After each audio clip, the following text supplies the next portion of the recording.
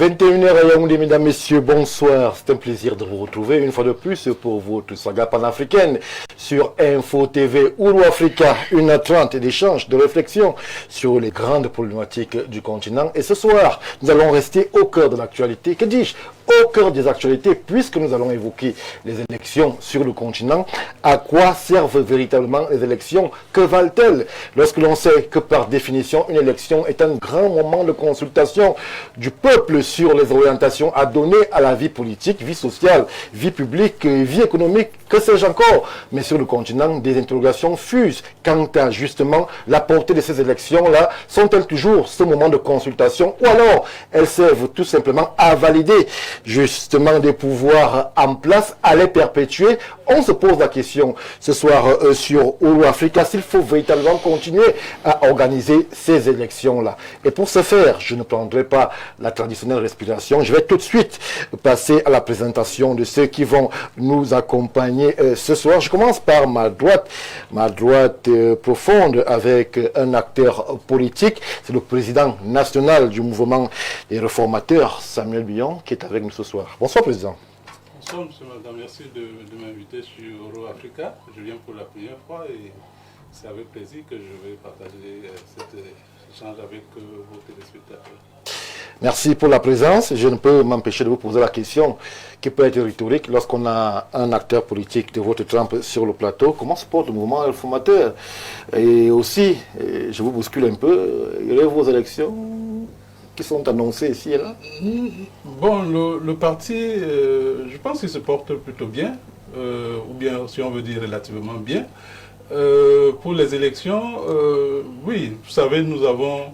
je crois que j'ai été sur un de vos plateaux ici pour parler de notre appel aux investitures citoyennes, où nous avons appelé nos concitoyens qui ne sont pas toujours encartés dans les partis politiques. Vous savez que dans notre pays, il n'y a que les partis politiques qui aient droit à investir les candidats aux élections législatives et municipales notamment. Et puis vous savez qu'il y a certainement des concitoyens qui veulent participer mais qui ne sont pas dans des partis politiques. Nous avons dit que nous ouvrons, au moment réformateur, on ouvrait les portes aux investitures. Et il y a aussi que nous avons une situation dans le pays où la vérité c'est qu'on ne sait pas très bien où se situent les partis politiques avec une relation aux citoyens qui n'est pas toujours saine. Donc on s'est dit, ok, bon, peut-être qu'en ouvrant les investitures, ça va peut-être donner l'opportunité à certaines personnes d'aller au-delà de ce qu'on appelle souvent la discipline du parti, parce que vous savez que dans notre pays, c'est quand même quelque chose de terrible, ce qu'on appelle discipline du parti. Vous regardez partout, on casse les têtes. Dès que quelqu'un veut montrer un peu, suivre un chemin différent, bon, on casse la tête. Donc, nous avons dit au mouvement réformateur, nous sommes des démocrates, nous ouvrons les investitures. Merci. Et nous ne voulons pas, enfin, nous n'allons pas les vendre comme on a fait à la présidentielle.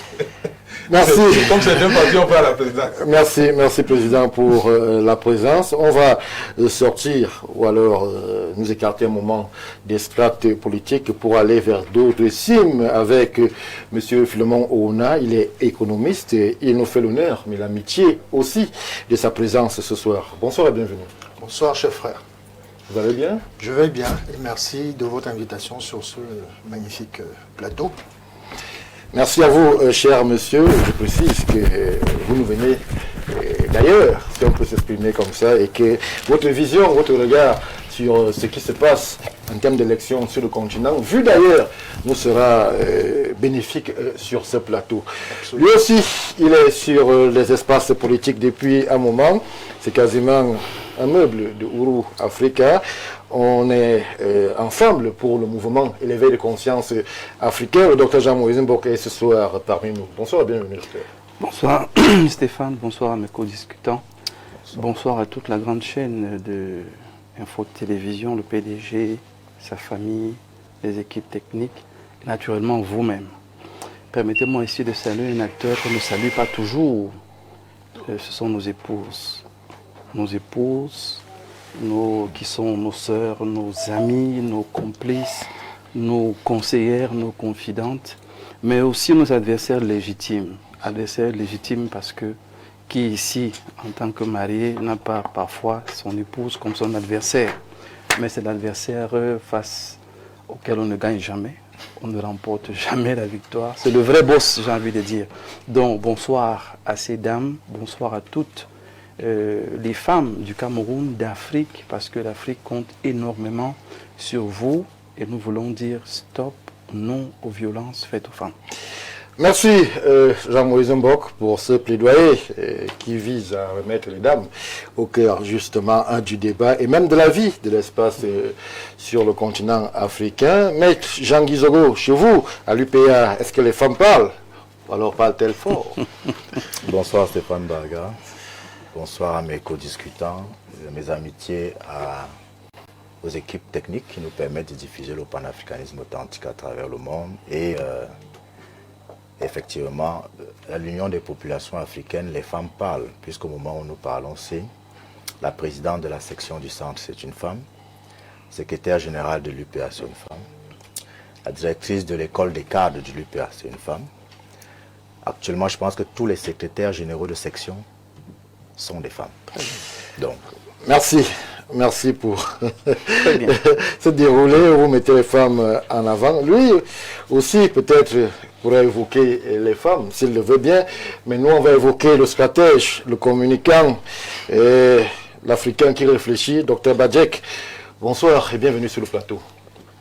Bonsoir Stéphane, bonsoir à tous sur le plateau.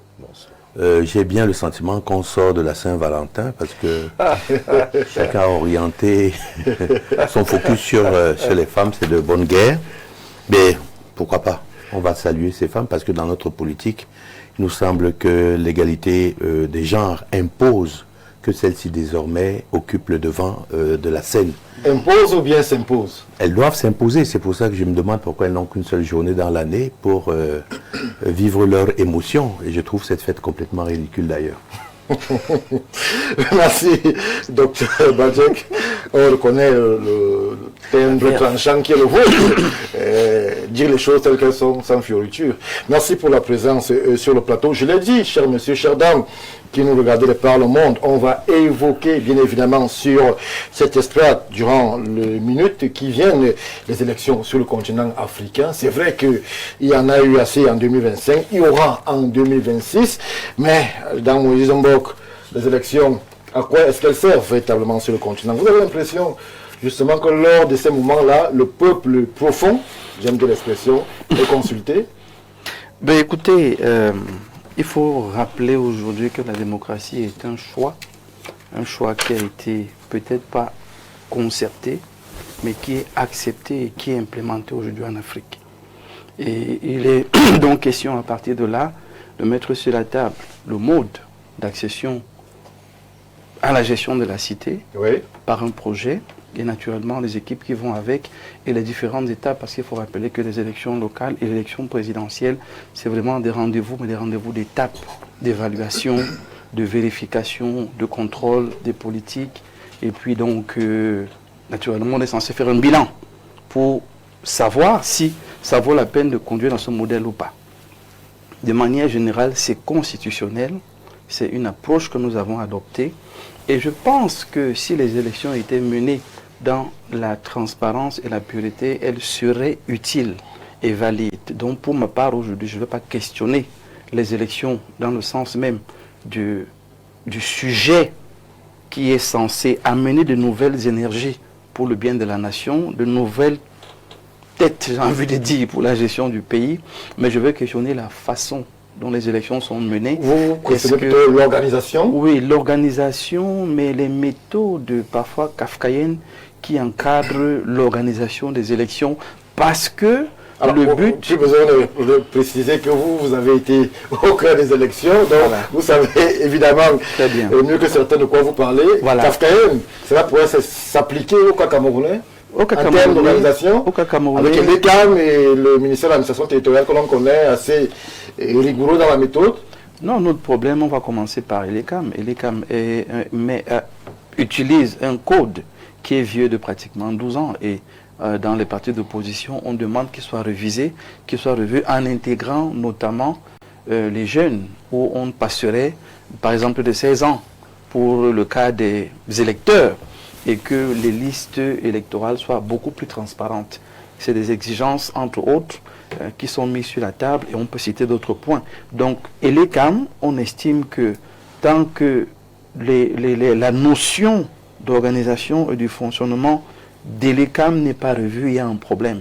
Vous voyez donc que si les élections étaient vraiment construites dans l'esprit, non seulement de développer l'Afrique, d'émanciper l'Afrique, on prendrait en compte les idées, les points de vue, les logiques qui nous permettraient de nous rendre grands. Je suis venu avec un livre, Quelle Afrique à l'horizon 2050, de Paul Fokam-Kamonier, qui dit simplement, ce livre dit simplement que le jour où l'Afrique va apprendre à se définir par elle-même, à se présenter par elle-même, à se concevoir par elle-même, elle devient simplement un espace transformé en îlot de prospérité. Donc, l'élection n'est pas juste un moment où on choisit un homme pour diriger un pays. L'élection, c'est aussi un moment où on choisit un projet de société pour rendre la société meilleure. Merci. Si donc on intégrait le principe fondateur des élections, qui est un projet de société, un homme qui le porte avec une équipe, l'Afrique gagnerait. Mais quand on est dans les méthodes et les procédés que nous connaissons aujourd'hui, qu'est-ce qu'il faut questionner? C'est plutôt la façon de faire les élections. Samuel Buyon, il faut questionner la façon de faire les élections, les acteurs peut-être, ou alors les objectifs, parce qu'on a bien l'impression, à écouter le docteur Mbok, que les élections ne sont pas ce grand moment de consultation des peuples, mais plutôt une question de cosmétique, peut-être d'arithmétique, pour séduire l'international quant à justement la préservation d'un intérêt ou d'un pouvoir bien configuré. Bon, je pense que les élections, on peut voir comme ça, hein, je pense que c'est un jugement, c'est une appréciation, mais fondamentalement les élections c'est un certain nombre de choses. D'abord il faut peut-être rappeler que l'élection c'est quand même, en ce qui concerne la démocratie représentative, l'élément essentiel de cette démocratie représentative. Parce que c'est à travers les élections qu'on délègue le pouvoir, le peuple délègue le pouvoir à ceux qui sont, ceux qui sont censés mener les politiques au bénéfice de ce peuple notamment. Cela dans le meilleur des mondes. Bon, je veux dire que de manière théorique d'abord, hein, parce que c'est bien de rappeler, parce que bon, c'est vrai qu'on parle de démocratie. On parle de démocratie en Afrique. Quand on dit démocratie en Afrique, ça ne peut être que d'apprécier l'état de la démocratie en Afrique. Parce que la démocratie, il n'y a pas que la démocratie en Afrique. Les problèmes que nous trouvons en Afrique du point de vue de... Enfin, dans le cadre démocratique, on les trouve presque ailleurs. C'est peut-être au début des années 90 que nous nous sommes lancés en Afrique dans le processus de démocratisation. Mais quand on regarde par exemple en Amérique latine, c'est à peu près aussi à la même période, 80-90. En Europe de l'Est, c'est à peu près ça avec le mur de Berlin qui est tombé. Donc c'est pour dire qu'en fait la démocratie, c'est d'abord un certain nombre de principes. Parce que si on ne comprend pas ces principes, on ne peut aller nulle part.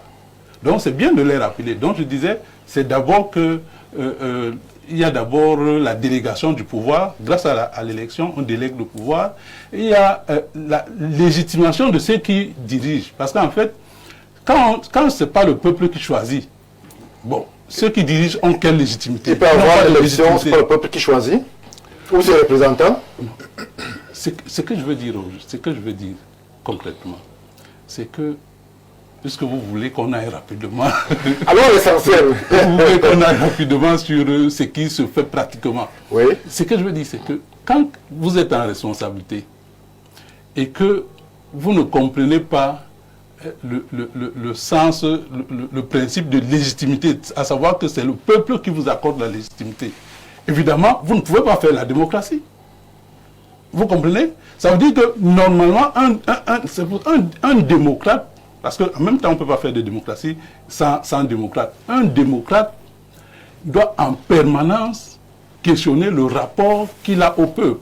du point de vue de la légitimité. Est-ce que je suis légitime? Oui. Est-ce que le peuple me renouvelle sa confiance? On doit se poser en permanence ces questions. Si on ne peut pas se poser ces questions, bon, on peut aller facilement à forcer Le hasard fait bien les choses, Président, puisque je me souviens, pendant l'élection, vous vous souvenez aussi que j'avais eu à vous suivre sur, justement, le jour où vous exerciez votre devoir de citoyen.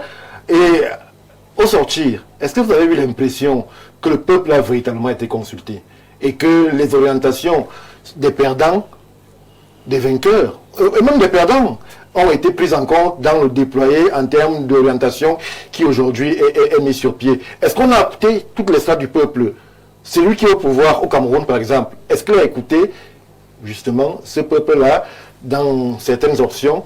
Est-ce qu'il a écouté son peuple qu'il a choisi? Est-ce qu'il y a eu un mix? Ou alors tout simplement, il a estimé que l'orientation qui est la sienne, qui a été validée par le peuple, c'est la meilleure et on fait fi de celle des autres? Bon, c'est pour ça que j'ai fait un petit topo sur la légitimité. Vous savez, il y a la démocratie, c'est deux choses, la légalité et la légitimité. Pour parler de manière précise des élections qui venaient de se passer, au moment réformateur, nous avons communiqué après les élections. D'abord pour décrier la fraude électorale. Il y en a eu? Oui, parce que de manière évidente, de manière flagrante, il y a eu fraude électorale. Donc on peut pas. D'ailleurs, nous nous sommes même amusés à un moment donné sur un échange à dire que nos amis du RDPC avaient peut-être fait perdre à leur champion une élection propre. Parce que lorsque les premiers résultats sont sortis, bon, on a vu que le premier jour, nos amis du RDPC avaient été bien sonnés. Parce que certainement les premiers chiffres qui viennent sont les chiffres des villes. Or dans les communautés urbaines, le RDPC avait fait très mauvais score. Donc, tout de suite, là, je crois qu'ils se sont mis à faire n'importe quoi. Ils sont mis à faire n'importe quoi. Oh. Donc, de ce point de vue-là, les élections, on ne peut pas aujourd'hui dire exactement ce qui s'est passé. Parce que c'est ça le mauvais côté de la fraude électorale. Parce que ça entache. Et ça entache la légitimité de ceux qui sont là. Donc, et de ceux qui sont au pouvoir. Ça, c'est l'autre fait, c'est que quand on sort d'une élection qui a laissé sous le carreau des dizaines de Camerounais, oui, il ne peut pas avoir de légitimité au sortir d'une telle élection. Donc, c'est pour dire que quoi? C'est pour dire que lorsqu'on s'engage sur la voie de la démocratie a des principes, notamment la transparence électorale, notamment l'équité. Il faut qu'on s'engage à fond. Il ne faut pas faire semblant. Et c'est le problème que nous avons en Afrique, où nous avons, c'est que certains spécialistes ont parlé de démocratie, où vous avez quand même des gens qui utilisent l'élection pour, en fait, rester éternellement au pouvoir. Donc, l'élection apparaît dans ce cas comme une forme de, ou bien un moyen de se donner une apparence, ouais, de donner une certaine apparence de légitimité qui n'a rien à voir avec la réalité de ce que les populations veulent. Merci Samuel Bion. Alors, M. Philemon Ona, est-ce que, vu de là où vous êtes, la Suisse, pour ne pas trahir un secret, lorsque vous appréhendez les élections, est-ce qu'elles sont différentes par rapport à ce qui est organisé selon l'attitude africaine? Chez vous, comment ça se passe? Et chez nous, lorsqu'on fait le comparatif, vous exprimez, vous ressentez l'expression du peuple sur laquelle, s'il fallait comparer, où est-ce que le peuple se sent plus représenté et mieux écouté? Bien. Tout d'abord, je tiens à faire une précision. Oui. Au Cameroun, je suis chez moi. Bien sûr. Je suis étranger chez les Suisses. Oui. Donc, cela étant dit, avant de répondre à cette question, j'ai une petite préoccupation sur laquelle je voudrais dire un ou deux mots. Allez-y. Les élections, c'est le titre, le thème de nos discussions ici, sont-elles, ou bien les élections en Afrique ont-elles une valeur, ou bien quelle est la valeur des élections en Afrique? Oui. Moi, je voudrais reformuler cela de la manière suivante. Les élections en Afrique sont-elles une nécessité, oui, ou une formalité? ça me permet de mieux me déployer. Allez-y avec cet axe. D'un point de vue économique, c'est un peu ce que j'ai appris. En Afrique, depuis les indépendances, et avant même les indépendances, parce qu'au Cameroun, par exemple, Monsieur André Mbida, Oui, André Marie Mbida, il est élu, ça on oublie souvent de le dire, Premier ministre, le tout premier au Cameroun. On sait comment cela s'est passé. Il a été balayé par son successeur Ahidjo, qui lui-même était président, le tout premier de ce pays.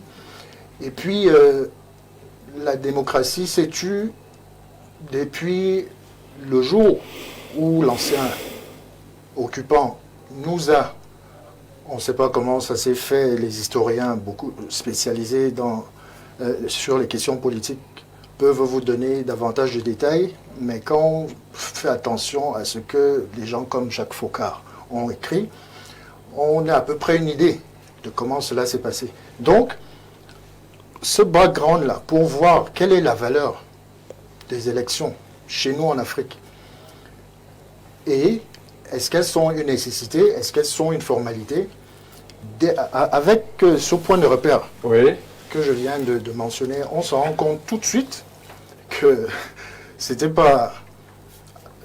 Depuis le règne du tout premier président jusqu'à aujourd'hui, jusqu'aux dernières élections qui ont eu lieu en octobre 2025, est-ce qu'on peut, en toute responsabilité, en toute honnêteté, en tant que Camerounais, c'est-à-dire citoyen d'un pays où des gens comme Oumniobé, Osende Afana ont donné de leur sang, de leur vie, dans l'espoir que les générations qui vont suivre bénéficieraient ne serait-ce que du minimum sur le plan démocratique, on s'accorde tous. Si on est en tant soit peu honnête, que les élections, c'est pas vraiment une nécessité. Une nécessité, c'est une formalité. C'est une formalité. Une formalité pour qui et pourquoi? La réponse est simple. Pour ceux qui ont le pouvoir, ceux qui ont hérité du pouvoir depuis les indépendances. La précision vaut la peine, hériter. Les mots ont leur sens. Tout à fait. Donc c'est une formalité, de sorte que, comme l'a dit le président en face, de sorte que les institutions internationales donnent leur quitus, parce qu'on a rempli, on a coché une case sur un formulaire, et puis bon. Ça, c'était donc le premier point sur lequel je voulais insister. Maintenant, vous m'avez posé de manière précise la question sur... le ressenti, vu de Suisse. Une démocratie comme la Suisse, oui. Les élections là-bas, ça s'appelle les votations. Oui. Et c'est un pays fédéral.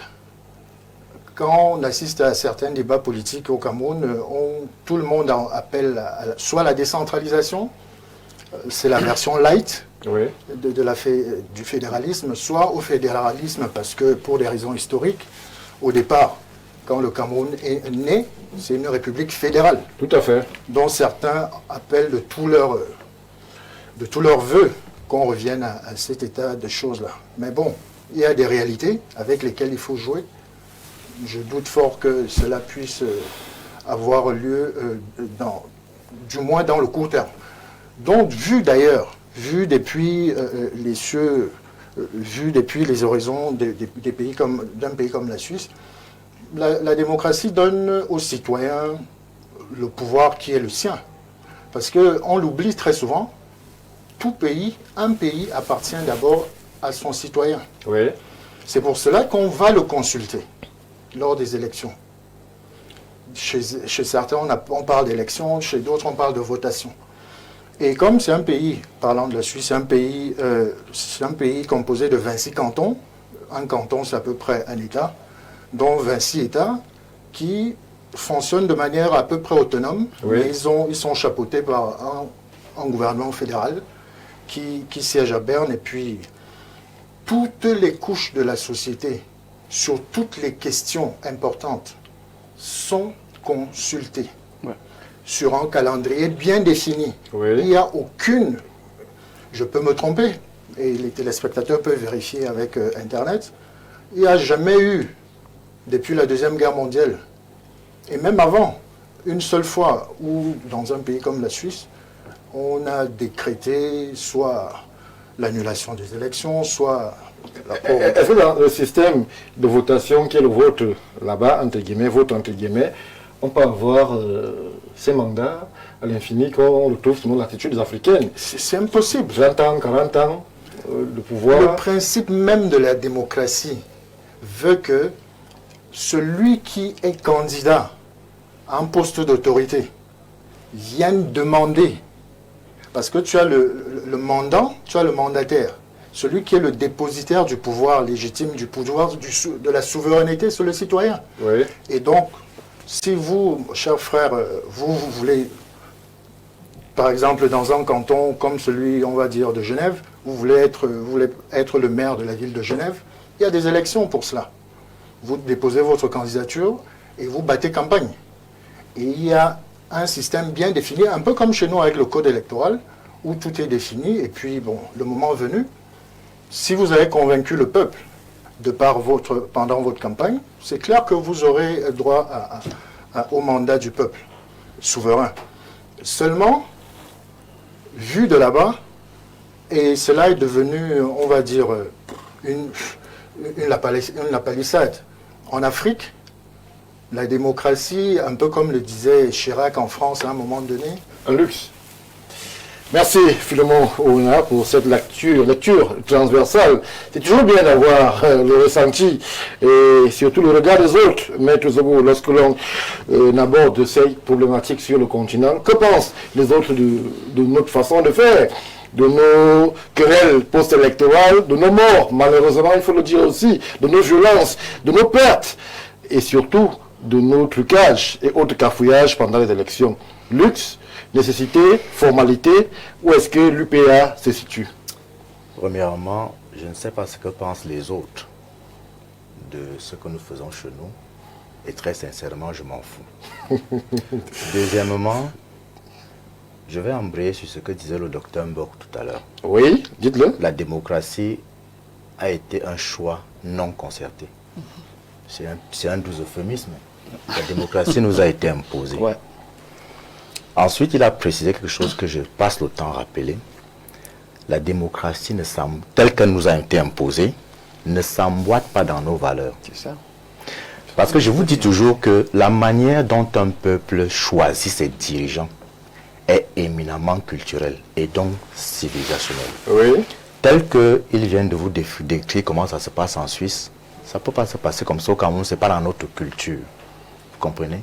Et contrairement à ce qu'on a essayé de nous faire croire à un moment donné, la démocratie n'est pas, en tout cas telle que... Faisons attention, on n'évoque pas la démocratie, on parle des élections. Mais justement... Les élections qui se déroulent là-bas, c'est toujours le peuple qui est consulté. Justement. Pourquoi là-bas, on a l'impression que le peuple, ou son avis, son orientation est plus écouté, et chez nous, on a parfois l'impression que ce que le peuple désire, c'est pas trop ce qui est mis en avant et pratiqué par les tenants du pouvoir. Ce n'est qu'une impression. Si vous allez interroger les gilets jaunes, ils vous diront autre chose. Je vous dis toujours, le problème, c'est qu'on s'abreuve tellement à la source des médias occidentaux qu'on pense que ce qu'on nous y dit, c'est ce qui est. Nous, on a des gens sur place, en France, aux États-Unis, ailleurs. Donald Trump est président des États-Unis, mais je peux vous garantir que ça ne passe pas chez beaucoup de gens. Donc, il a gagné, selon le système à eux. Paul Biya aussi a gagné. Paul Biya aussi gagné. Paul Biya aussi a gagné. C'est ça le problème. Au même titre que Donald Trump. Oui. Paul Biya a gagné l'élection. Il faut faire très attention. Moi, je suis un chauviniste panafricaniste. C'est-à-dire que je voudrais déjà préciser que je vous ai dit que la manière dont un peuple se choisit ses dirigeants, c'est culturel. Mais votre sujet, c'est Afrique, que valent les élections. Tout à fait. Il y a des élections dont on ne parle pas. Parce que dans l'escroquerie politique dont sont victimes les populations africaines, on s'est arrangé à faire comme ça n'existait pas. Les élections référendaires. Parce que l'élection n'est pas seulement un moment de désignation d'un dirigeant. L'élection, c'est aussi la possibilité de faire un choix d'une orientation sociétale. C'est-à-dire qu'au lieu qu'on se lève un beau matin, on dit, écoutez, nous on va faire un redécoupage administratif. Je l'ai appelé unilatéral. On devait consulter le peuple camerounais et lui demander, mais est-ce que vous ne pensez pas qu'on doit déjà redécouper la carte administrative du Cameroun parce que. Mais c'est une décision qui est prise par... Pourtant, le référendum est prévu. Vous pouvez comprendre que ça a aussi un coût, interroger le peuple. Un coût de quoi? un coût financier. Si on ne sait pas quelle quantité d'or on a exporté, ça veut dire qu'on n'a pas de problème d'argent. Je voudrais qu'on se comprenne bien. Le peuple dont on parle, c'est là, parce que tout à l'heure, le président Billon a insisté sur la légalité et la légitimité. Oui. La légalité, c'est le cadre normatif qui permet de. La légitimité, c'est le fait que vous soyez effectivement adoubé. Qu'on n'ait pas triché. Vous soyez effectivement adoubé. C'est pas toujours. Sauf que qui vous adoube? Ce sont les populations qui vous adoubent. Et ces populations, malheureusement, en Afrique, n'ont pas le niveau de culture politique suffisant pour cerner les jeux et les enjeux de la démocratie à l'occidental. C'est d'abord ça le problème. On éduque un peuple. Vous ne pouvez pas maintenir les gens dans un certain niveau d'analphabétisme, de paupérisation. Les gens cherchent du matin au soir ce qu'ils vont manger. Et vous pensez qu'ils vont comprendre les enjeux d'une démocratie telle qu'on nous l'a présentée. Que valent les élections en Afrique?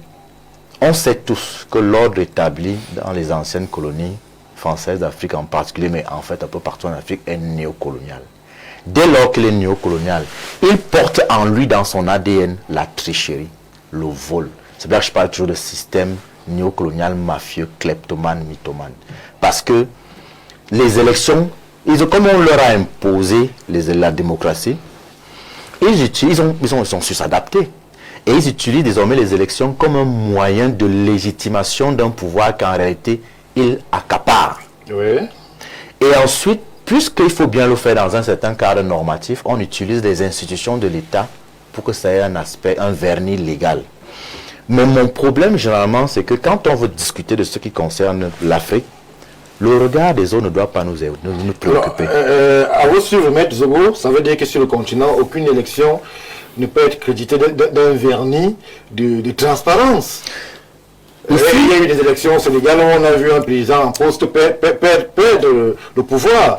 Il y a eu des élections ici et là, au Ghana, où il y a les chefs d'État en fonction qui ont perdu. Non, attention, ce n'est pas parce qu'il y a eu une élection réussie au Sénégal, une autre au Ghana, que ça veut dire que l'Afrique est sortie d'affaires. Là, nous parlons de la situation générale de l'Afrique. Okay. Et je ne m'appesantis pas toujours sur le Cameroun, parce que le Cameroun est déjà un cas d'école de ce que nous disons souvent. Et moi, ce que je voudrais surtout dire, c'est que la perception que nous avons des élections à partir de la famille, c'est ça le problème. Pourquoi? Dans les associations, les gens font des élections. Par exemple, là, on parle seulement au niveau des partis politiques, les municipales, législatives, présidentielles, mais dans les associations, on voit comment les élections se déroulent. Les gens commencent à tricher dès les associations. Les gens trichent en famille. On assiste souvent à des élections en famille, on dit écoutez, on va faire ceci, cela, on a le choix entre ceci et cela. Dans la famille, les gens trichent. La corruption commence dans la famille. Les élections ne peuvent donc être finalement que l'émanation du niveau de déliquescence morale de nos sociétés. Vous ne pouvez pas avoir une société orgiaque comme la nôtre, où les gens sont davantage préoccupés par le sexe, la drogue, la boisson, le vol, et vous attendez à ce qu'ils vous produisent un système électoral dans lequel la transparence est une donnée. Ce n'est pas possible. Il faut arrêter de rêver. Je vous dis souvent ici que la difficulté que nous avons, c'est que Hubert Kamgan, il passait le temps à me le dire, dans le cadrage idéologique qu'on doit faire de toutes les problématiques qui s'opposent, il faut que les gens se rappellent toujours qu'on part de quelque part. Si on a compris d'où on vient, on comprend mieux pourquoi on est là où on est aujourd'hui. Ce n'est que de cette façon qu'on peut entrevoir la possibilité d'aller là où on veut aller. Vous ne pouvez pas passer le temps à vouloir rêvasser de ce qu'on peut avoir quelque chose de transparent, alors qu'on a une société qui a 70 ans de déliquescence continue. Moi, j'ai 45 ans. Quand je regarde la société dans laquelle j'évolue aujourd'hui, dans laquelle mes enfants évoluent, elle n'a rien à voir avec celle dans laquelle moi j'ai évolué il y a 30 ans. Aujourd'hui, c'est devenu quasiment banal d'être un voleur. Vous êtes dans les quartiers, l'enrichissement illicite, nous on voit, on sait que ce monsieur est enseignant, celui-là est greffier, celui-là est infirmier, on a même celui qui est commis de douane. Mais vous avez le commis de douane qui a une maison que vous pouvez évaluer à 500 millions. Quand vous avez une société qui a fini par s'habituer au vol, donc le vol c'est quoi? Le vol c'est la soustraction frauduleuse de la chose d'autrui. Par exemple, même voler une élection, c'est ça. vous souscrivez ce qui ne vous appartient. Les gens ne vous ont pas voté. Si la société s'est déjà accoutumée au vol, les élections qui ne sont qu'une expression d'eux vont ressembler à cette société-là. C'est pour ça que lorsqu'on fait un débat sur les élections en Afrique, les gens sont surpris par le fait que les élections ne sont pas transparentes. Vous voulez que les élections soient transparentes dans une néocolonie comment? Merci. Merci, Président, pour votre regard froid. Docteur Badjek, alors je rappelle que votre échelle, la fameuse échelle chrysogène que vous mettez en place est une sentinelle justement contre tout ce qui pourrait survenir. Et on peut dire avec beaucoup d'autorité qu'à chaque fois, votre échelle chrysogène a averti, malheureusement peut-être pas très écouté, mais cette fois-ci, lorsque vous promenez votre regard acéré sur l'expression des élections sur le continent, et il y en a qui vont nous interpeller, nous Camerounais, dans quelques jours, quelques semaines, quelques mois, en fonction justement de la volonté du garant du pouvoir institutionnel, de la convocation du corps électoral. Comment est-ce que vous les entrevoyez? Est-ce que ça sera le rituel habituel qu'évoque Maître Guizoro sur le plateau, avec tout ce qu'on connaît en termes de manquement? Ou alors, on peut espérer d'un miracle et d'un réveil en termes de sursaut patriotique pour que l'expression de l'UN soit véritablement l'expression de ce que le peuple aura décidé? Bon, déjà, je vais faire un constat. Lorsque j'écoute les co-discutants, je me rends compte qu'il y a une convergence vers une certitude, c'est que l'élection devrait entraîner une transition, une transformation tout au moins, et que lorsque elle ne peut pas le faire, n'est-ce pas, elle a cessé, sera un rituel finalement, n'est-ce pas, et que l'élection n'est plus ce mécanisme qui appelle à orienter la société du moment en fonction de ses enjeux et défis. C'est la première chose qu'il faudrait comprendre. Voilà. Vous voyez, moi, j'ai l'impression que moins on est intelligent, plus on est coopté. Parce que, non, c'est tout à fait vrai ce que l'on dit. Vous avez parlé tout à l'heure de l'échelle chrysogène que j'ai créée aujourd'hui, qui est même passée de l'échelle chrysogène à un référentiel chrysogène, qui est une méthode de calcul enfin de la prospective sécuritaire, avec une situation pivot. J'ai créé 10 index avec des marqueurs qui peuvent interagir sur le domaine politique, le domaine social, le domaine sécuritaire, le domaine économique, et maintenant même j'ai intégré le domaine des relations internationales, parce que j'ai vu que, n'est-ce pas, les relations internationales, on peut s'enrhumer aux États-Unis et on tous à Yaoundé. Tout à fait. Donc il y a une interaction. Mais vous allez proposer cela, n'est-ce pas? Même pas pour avoir une action décisionnelle quelque part, mais pour aider à la décision, qu'on va vous regarder avec mépris, on va demander, mais celui-là, qu'est-ce qu'il fait? À quoi sert-il?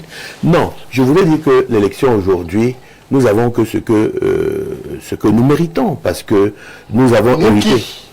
Mais l'Afrique, écoutez, nous les Africains, est-ce que vous ne savez pas que vous êtes coupable vous-même dans ce qui se passe?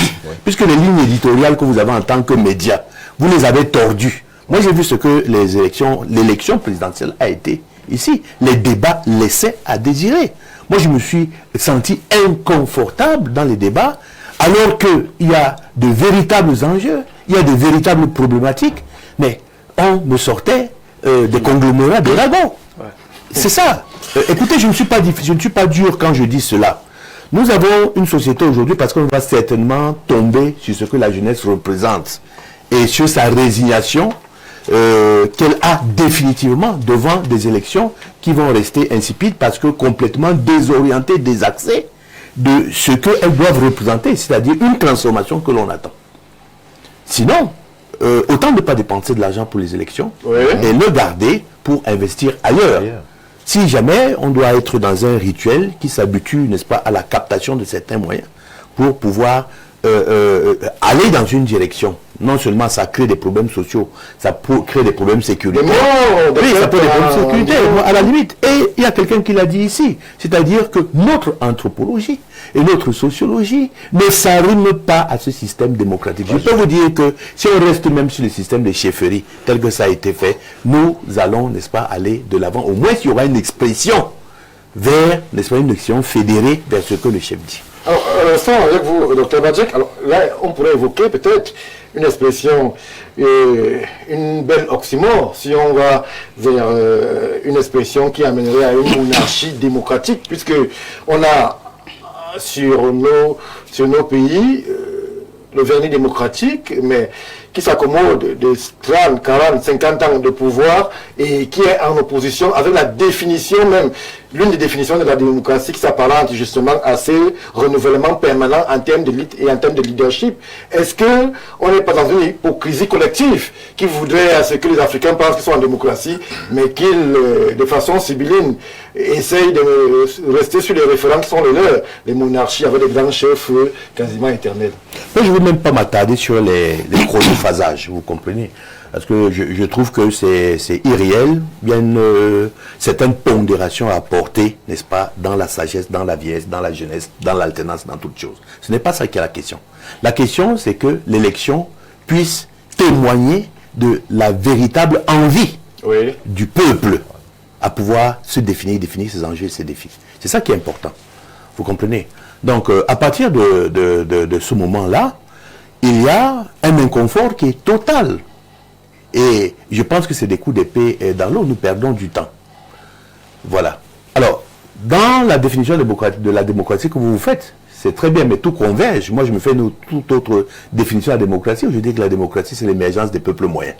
Qu'est-ce que le peuple moyen pense? Parce que si ce n'est pas le peuple moyen, c'est le peuple, la partie qui est aristocratique, qui doit représenter dans le meilleur des cas 1 à 1,5% de la population. Oui. Ou alors, n'est-ce pas, c'est la population qui est en dessous, n'est-ce pas, c'est le prolétariat. Donc, c'est le juste milieu qu'il faudrait prendre. Moi, je ne fais aucun débat sur les longévités, sur les chronophasages ou autre chose. Je fais un débat sur la volonté du peuple. Si le peuple a décidé d'avoir à sa tête de manière constante quelqu'un, ce qui m'étonnerait parce qu'à un moment, le peuple a souvent besoin de changement. J'avais donné un exemple ici, puisque quelqu'un discutait sur la capacité du changement. Mais je lui ai dit, mais écoutez, vous parlez du changement, vous parlez de continuité. C'est quoi la continuité? J'ai donné l'exemple du Paris Saint-Germain, puisque les Camerounais aiment bien le football. Comme le Paris Saint-Germain, parce que le temps a fait des recrutements, hein, des stars pendant 14 ans, n'est-ce pas, et ça n'a pas marché. Mais le jour où le Paris Saint-Germain a décidé de former une équipe équilibrée, avec des joueurs équilibrés, eh bien, cette année, le Paris Saint-Germain a été la meilleure équipe du monde. Vous comprenez? Ça veut dire que ce n'est pas une question de mécanisme ou alors d'objet, n'est-ce pas, une création virtuelle.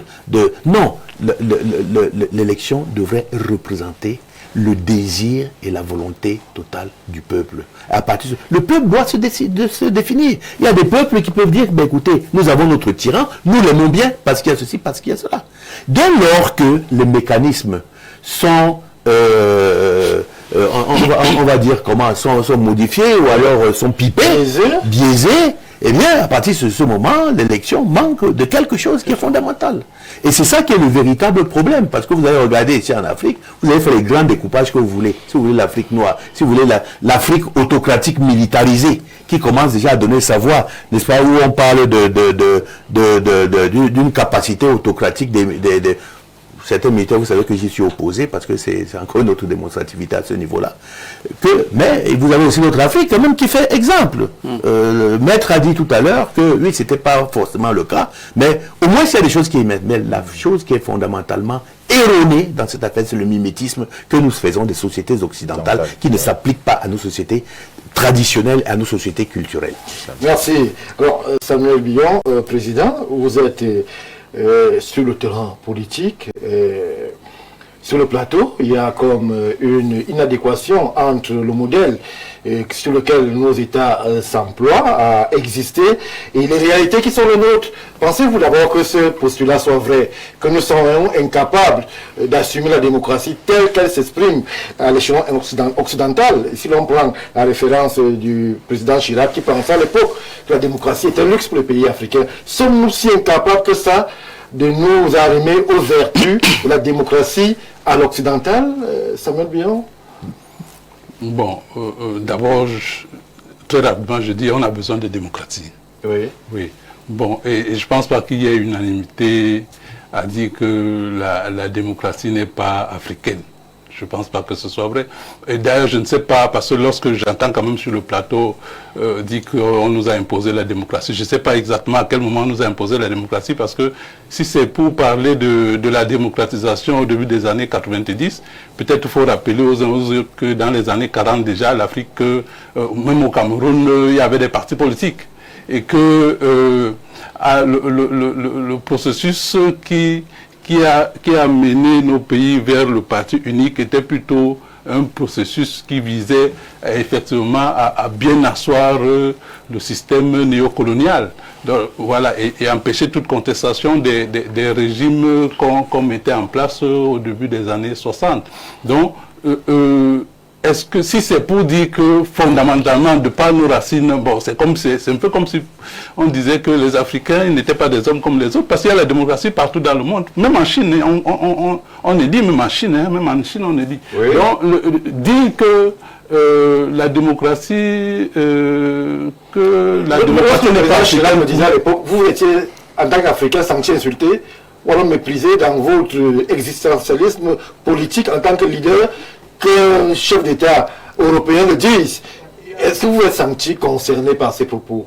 Non, on ne peut pas se sentir concerné par ça, parce que je pense que c'est peut-être une boutade, hein, parce que je ne pense pas que le président Chirac, pour parler de lui, il a fait des mains et des pieds pour que lorsque Gbagbo était au pouvoir, il a fait main de pied pour imposer ce qu'il appelait la démocratie en Côte d'Ivoire. Donc ça veut dire que de ce point de vue, il y a un réel décalage entre ce qu'il dit et tout ce qu'il a fait comme effort pour critiquer critiquer ce qu'il appelait la dictature socialiste de Gbagbo. Non, je pense que c'était une boutade et puis on ne peut pas rester sur ça. La vérité, c'est que nous avons besoin de démocratie en Afrique. Oui. Je pense que nous avons, même dans des pays occidentaux aujourd'hui encore où il y a des royaumes, parce que en Belgique, en Angleterre, en Espagne, il y a encore des royaumes. Même dans ces pays-là, on est arrivé à la démocratie parlementaire. Si on dit qu'il n'y a pas de démocratie, ça veut dire que chez nous, qu'est-ce qu'on va faire? Avec des centaines de tribus que nous avons. Il y a peut-être le royaume Bamoun, et les autres, on va faire comment? Sur ce plateau, on a évoqué le référendum, qu'il fallait dans le peuple à la base. Oui, mais le référendum, c'est un élément fondamental de la démocratie. C'est même le haut niveau de la démocratie. Nous, par exemple, au mouvement réformateur, nous pensons qu'on doit arriver, par exemple, à une démocratie d'initiative citoyenne. Ça veut dire qu'à un moment donné, lorsque c'est bloqué, comme c'est bloqué là maintenant, parce que la vérité, c'est que notre pays, en ce moment, est bloqué. Voilà. Bloqué, qu'est-ce que ça veut dire, bloqué? Non. Il y a eu élection, il y a eu des résultats, il y a des projections pour une autre élection, bloqué. Qu'est-ce qui ne fonctionne pas selon vous, Samuel Biya? Non, vous savez, vous dites qu'il y a élection, mais on vient de renvoyer il y a le double scrutin qu'on attendait. Est-ce que vous pensez que dans une démocratie qui fonctionne normalement, le calendrier doit être confisqué par les tenants du pouvoir? Non, c'est pas bon. On a la situation du blocage au PAD, où on comprend que l'exécutif a des problèmes, que ça fonctionne pas bien. Donc c'est bloqué. Il ne faut pas, quand on dit que c'est bloqué, c'est vraiment bloqué. Donc, et s'il y avait par exemple la démocratie, le référendum d'initiative populaire, ou bien d'initiative citoyenne que nous souhaitons, ça veut dire qu'à un moment donné, les citoyens peuvent s'asseoir, prendre l'initiative et débloquer la situation. Donc, le référendum, c'est un élément de la démocratie, c'est pas seulement l'élection. Hein. Oui. La démocratie, c'est pas seulement l'élection. Le colonel le disait tout à l'heure, ça veut dire que même les médias, on dit souvent que vous êtes le quatrième pouvoir. Ça veut dire que si on veut démocratiser vraiment le pays, chacun doit jouer son rôle. Les médias doivent jouer leur rôle. Parfois, on a l'impression dans notre pays que la démocratie, c'est seulement l'affaire des partis politiques. C'est faux. Et on pense que la démocratie, c'est seulement les élections. Non. Regardez comment ça se passe dans notre pays avec les syndicats. Le syndicat, c'est un élément fondamental de la démocratie en entreprise. Or, on a des problèmes, on a des problèmes, par exemple, de transport. Vous n'arrivez pas à voir un syndicat de transport travailler effectivement juste pour résoudre ce type de problème. On a des problèmes, on a les fonctionnaires qui ont des salaires de misère. il doit y avoir un syndicat de fonctionnaires qui doit parler. On n'attend pas seulement des élections. Est-ce que comment vous pensez que dans un pays, les gens doivent vivre avec 50 000 francs à la fin du mois, avec 40 000 francs à la fin du mois, alors qu'il y a un syndicat? Donc tous ces éléments-là, donc tous ces corps-là doivent agir si on veut avoir véritablement des démocraties. Et on a besoin de ça. Vous avez fait bien à un moment donné de rappeler que dans certains pays, en Afrique, ça fonctionne. Hein? Au Ghana, ça fonctionne. Au Ghana, vous avez à peu près 20 millions de lecteurs pour une population qui n'est pas loin de la nôtre. Nous, on n'arrive pas à avoir 6 millions de lecteurs. Donc, combien de personnes ont voté lors de la dernière élection présidentielle? Donc, on a un gros problème. Ça fonctionne ailleurs. En Afrique, ça ne fonctionne pas chez nous parce qu'il n'y a pas la volonté que ça fonctionne, tout simplement. Merci, Président Bion. Jean-Moïse Mbok, ça fonctionne ailleurs. Au Cameroun, ça ne fonctionne pas beaucoup, mais on a l'impression, justement, que la rhétorique autour de ces élections est qu'elles ne vont rien changer, que advienne que pourra. Bon, on est habitué à un réunion qui est là, ainsi que ses affidés. Donc les élections, pour beaucoup, on estime même que c'est de l'argent perdu et du temps gâché qui pourrait être exploité d'ailleurs. Mais écoutez, je veux assurer le président de vos formateurs, personne ici n'a dit que la démocratie était mauvaise. On a simplement dit que la façon dont elle est menée actuellement au Cameroun n'est pas adéquate. Voilà. Ah, mais la façon dont elle est menée, ok. Oui, si c'est la façon dont elle est menée, on est d'accord sur ce plan-là. D'accord sur le fait que la démocratie a sa place. Mais pas que, parce que, en fait, pas que les racines africaines ne sont pas compatibles à la démocratie. Le principe de la démocratie, c'est justement l'intégration de la pensée globale. Chaque citoyen a son mot à dire dans le consul national.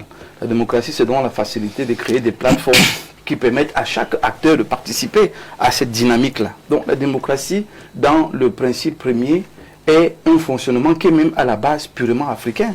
Nos tribus, nos villages, nos coutumes. Ça, c'est pas une chose, son contraire. On est toujours attrapé par nos péripéties. Est-ce que chez monsieur, on a par exemple, on parle d'urne bourrée, est-ce qu'on parle de fraude, est-ce qu'on parle de l'envoi permanent, est-ce qu'on parle de confiscation du calendrier électoral? Il y a des réalités à nous qui ne sont pas celles, justement, qui s'imposent à la démocratie version occidentale et aux élections formule occidentale. Est-ce que nous avons une autre façon de faire et de voir qui peut être différente de celle des autres? Tout ce que vous venez de présenter, c'est les symptômes qui expriment une grosse maladie, mais une pathologie tellement évidente qu'il faudrait être des idiots, non seulement pour ne pas se rendre compte, mais ne pas entrer dans la dynamique de changer les choses. S'il faut emprunter à la Bible, il est clairement dit, on ne peut pas mettre le vin nouveau dans de vieilles outres. Le problème qu'on a aujourd'hui, c'est qu'on a un vin nouveau en termes de panafricanisme, d'idées, d'approche, d'échelle chrysogène, de lecture de la société, de prospective même, de relations internationales. Mais l'outre qui va porter ces réformes est percé. Le problème, il est là, Stéphane. Le président Bilon est là. Vous êtes là. Laissez-moi développer, je vous en supplie, parce que c'est important. Ce que nous sommes en train de dire, nous ne sommes pas en train de dire aux Africains qu'il n'y a pas d'espoir. Nous ne sommes pas en train de dire aux Africains que nous sommes mal partis. En fait, nous sommes mal partis en 1990. Et je vais revenir là-dessus pour que le président Bion... que le président Bion comprenne bien de quoi je veux parler. En 1990, on nous a dit le modèle de démocratie que vous allez adopter, c'est qu'il y aura des cases que vous allez cocher. Et ça va dépendre de nous, pas de vous. Contrairement en Suisse, mais cette fois je vous prends un exemple simple. On parle de la démocratie en Chine. Vous avez déjà vu les observateurs venir de l'Afrique pour aller contrôler les élections en Chine? Pas du tout. Vous avez vu ça où? Pourquoi ce n'est que chez nous qu'on a attiré les observateurs qui viennent contrôler ce qu'on fait? Parce qu'il y a des cases qu'on doit cocher. Ce n'est qu'à nous qu'on impose ces cases. Donc depuis 1990... Qui impose? Mais écoutez, ce qu'ils appellent leur fameuse communauté internationale. Qui contrôle les élections, monsieur le président Bion? Si vous voulez le faire, sur le terrain. Mais je vous dis donc... si vous voulez le faire, vous le faites, on impose. Stéphane, c'est donc ça le problème de l'Afrique. C'est que quand il y a un problème, on ne veut pas l'adresser pour le régler. On le lune, on le balaye. Je dis, moi j'étais sur le terrain. L'Union africaine envoyait des observateurs. J'étais sur le terrain. L'Union européenne envoyait des observateurs. J'étais sur le terrain. Vous parlez de quoi? J'étais sur le terrain. L'Union envoyait des observateurs. On parle de quoi?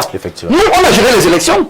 Ne venez pas faire comme si on parlait des choses d'ailleurs. Permettez-moi de dérouler, s'il vous plaît. Quand les autres personnes laissent qui parlent, permettez-moi de finir. Oui, finissez. Très bien, c'est important. Donc, on a une démocratie qui est pipée, qui est biaisée, qui est aux ordres. Et c'est ça qu'on ne veut plus. Ça, c'est la première chose qu'il faut dire. La deuxième chose, Stéphane, rapidement, c'est que les pères fondateurs ont fauté sur l'absence de communication de la vision globale qui devrait entraîner notre pays dans la démocratie. C'est comme attrape le serpent par le milieu. Mais en fait, la démocratie est censée être un véhicule qui vous amène à atteindre un objectif qu'on appelle vision, qu'on appelle cible. Quand le Colonel parle de prospective, c'est que dans 5 ans, dans 10 ans, dans 20 ans, on devient quoi? C'est ce que les pères fondateurs ont tracé. Et la démocratie vient accompagner cette activité-là. Mais on n'a pas de vision. On ne sait pas où on va. Et nous crions, c'est pour ça qu'il faut réparer les choses, Stéphane. Et pour réparer les choses, qu'on ne prenne pas le panafricain sur le plateau, quand il dit que je ne veux pas entendre ce qui vient de l'Occident, qu'on ne prenne pas pour un pédant. Non, il est en train de dire ce qui est vrai. C'est que chaque continent doit se définir par lui-même, doit définir son fonctionnement par lui-même. Même avec les instruments des autres, Jean-Maurice Mbo. Mais on peut se couper des instruments des autres et c'est compliqué. Pourquoi vous faites comme si c'était une chose compliquée? Donc, première chose, on doit revenir à ça. Il n'est pas tard. Les pays africains doivent revenir à se donner une vision qui va donner du rêve à la jeunesse, qui donne une projection à la société et un objectif à atteindre. C'est ça qui donne un sens au projet de société. Ailleurs, vous n'avez pas 400 partis politiques. Vous avez des groupes de familles de pensée politique. C'est des choses qu'il faut corriger en Afrique. Pourquoi on fait comme si arranger la chose là, c'est une affaire de cette terrestre? On ne veut pas. Il n'y a pas de volonté politique. Il n'y a pas une ambition réelle. Que ce soit de l'opposition ou du parti au pouvoir, chacun pense qu'on vient dans une affaire où on vient manger, on vient se servir, on vient sur des plateaux avec un discours qui va plaire à une partie ou à un autre. Nous disons qu'il faut tout casser. Il faut tout arrêter et repartir à zéro. Merci. 1. Quelle est la vision qu'on se donne? 2. Quel est le modèle de démocratie qu'on se donne? S'il faut aller dans ce que on appelle le contrat social, c'est comment ça se fait. Nos chefferies traditionnels sont là. Si on veut faire un référendum, pourquoi pas tout d'argent? On parle d'affaires d'organisation de famille. On voit au niveau des villages, des mairies, des présidents de région. C'est un travail en chaîne qui peut se faire de manière à ce qu'on prenne la vie de notre maman au village qui donne sa pensée sur le modèle d'agriculture qu'il faut faire. Ça peut se faire, ça peut se construire, mais il faut qu'on ait le courage, 1, de laisser les subventions internationales qui ne nous servent à rien. 2, ces observateurs ne nous servent à rien. 3, que ce qui dirige l'Afrique et chaque pays africain intègre bien que le pays ne leur appartient pas. Dans 5 ans, il y aura un autre. C'est une course de relais. Qu'est-ce que j'ai en main? Quel est le témoin que j'ai? Et qu'est-ce que je vais passer aux autres? C'est ça le travail qui reste à faire. Merci Jean-Maurice Mbo. Je vous donne une minute. J'ai posé la question de savoir qui nous obligeait à quoi. C'était pour dire qu'en fait, nous nous sommes persuadés au mouvement réformateur que nous sommes maîtres de notre destin. Oui. L'Afrique est maître de son destin. Et que les gens arrêtent... Vous pensez vraiment ce que vous dites, que les gens arrêtent de penser que le problème c'est ailleurs. Vous comprenez? Moi je vais prendre un exemple. Non, je vais prendre juste un petit exemple. Oui. Vous m'avez donné une minute. Je prends juste une minute. Allez-y. Vous savez, dans les années 90, au moment de la démocratisation, il y avait la vague des conférences nationales souveraines en Afrique. Le président Biya a refusé ça. Il en est mort. On l'a enlevé au pouvoir. Non. Il a refusé ça, non? Sans objet. Je dis qu'il a refusé ça, non? Oui, voilà. Non, c'est pour dire que nous ne sommes pas obligés pour construire une route. Vous comprenez? Nous ne sommes pas obligés pour construire une route d'aller chercher l'argent ailleurs. Président, moi je vais faire une question. Comment est-ce que vous asseyez votre pouvoir, votre prestance, justement, après une élection, si vous n'êtes pas reconnu par la soi-disant fameuse communauté internationale? On voit dans le continent des gens qui supputent, qui s'impatientent de voir qu'il y a une des... Non, que dis-je? Paris n'a pas encore validé l'élection. Washington, par la voix de son ambassadeur, n'a pas encore félicité le chef d'État nouvellement élu. Londres n'a pas encore réagi après l'élection. Vous pensez véritablement qu'on a ce choix décisionnel lorsqu'on a encore ce genre de sentiment où on attend la validation et c'est fêté, de l'autre? Je vais vous dire quelque chose. Je ne suis pas pour les régimes militaires. Je suis fondamentalement contre les régimes militaires. Oui. Et j'ai peur que, par exemple, nos amis du RDPC nous amènent vers ce genre de trucs avec le blocage qu'ils sont en train de créer. Mais ce que je veux vous dire, c'est que que ce soit au Mali aujourd'hui, ou bien au Burkina Faso, ou bien au Niger, ils n'attendent pas les félicitations de Paris, ou bien je ne sais pas moi de quoi. Vous comprenez? Le problème, c'est que parfois, lorsque les gens ne... C'est pour ça que je parlais de légitimité. Lorsque les gens n'ont pas conscience de la force de la légitimité populaire, ou bien lorsqu'ils ne veulent pas asseoir leur pouvoir sur la légitimité populaire, ils sont obligés de sortir, aller chercher la légitimité ailleurs. C'est ça, c'est tout. C'est tout. Si vous êtes avec votre population et que vous êtes effectivement élu par la population, vous n'avez pas besoin d'aller chercher quelque chose ailleurs. Merci, Président. Alors, je me tourne vers vous, Maître Jean-Louis Zogo. Alors, les élections, dépenses, futilité, contrat raté, ou alors, quand même, espoir. Lorsqu'on se retrouve parfois avec un renouvellement à la base, là, on peut quand même dire que le peuple s'est exprimé et il a été entendu. Je voudrais d'abord dire que la victoire de ceux qui nous ont colonisés, c'est qu'ils ont réussi à faire que parmi nous, il y ait des gens qui se dorent, qui se plaisent à être colonisés, au point de croire qu'ils ne le sont pas. C'est même ça, l'essence du néocolonialisme. Parce que si quelqu'un pense qu'un pays comme le Cameroun s'autodétermine, il ne vit pas au Cameroun. Mais nous sommes indépendants. Je suis désolé, je viens bien de toute détermination. Lorsque Joseph Tchoundjian Ier vous dit qu'une indépendance politique sans indépendance économique est une coquille vide, il ne plaisantait pas. Si on fouille nos poches, là, on utilise le franc des colonies françaises d'Afrique, dont le mécanisme est connu. Ça empêche de voyager, de se soigner. Il faut être un demeuré civilisationnel pour utiliser une monnaie comme le franc CFA, dont on connaît le mécanisme. Oui. Mais maintenant, nous parlons des élections. À l'Union des populations africaines, dans le projet de société que je porte, nous avons élaboré un programme qu'on a baptisé Développement local concerté. Parce que tout ce que nous sommes en train de dire là, je répète que la véritable problématique se situe au niveau de ceux qui votent. La véritable problématique se situe au niveau de ceux qui votent. Parce que ceux qui votent en Suisse ont un niveau de culture politique qui leur permet de comprendre les œufs et les enjeux d'une élection. C'est pas le cas au Cameroun. Ce n'est pas le cas au Cameroun. Et pour quelle raison? Là-bas, le gouvernement participe. Et pour quelle raison? Ce ne serait pas le cas. Une raison simple. On a quand même un taux de scolarisation qui est un des plus acceptables sur le Le président continent. vient de vous dire qu'au Ghana, on a 20 millions. Au Cameroun, on n'a même pas 8 millions. C'est un indicateur. Est-ce que ce n'est pas la faute aux acteurs politiques qui sont parvenus aussi à décourager les populations? Ce n'est pas le débat. Allez-y, mais... Vous savez, c'est toujours bien de jeter l'anathème. Vous savez que les meilleurs joueurs se trouvent toujours soit dans les gradins, soit devant leurs écrans. Nous sommes des acteurs politiques. Ça fait 10 ans que je suis en politique, j'ai fait le terrain. Je peux vous garantir que dernièrement, j'ai installé une unité de l'UPA à Sarre.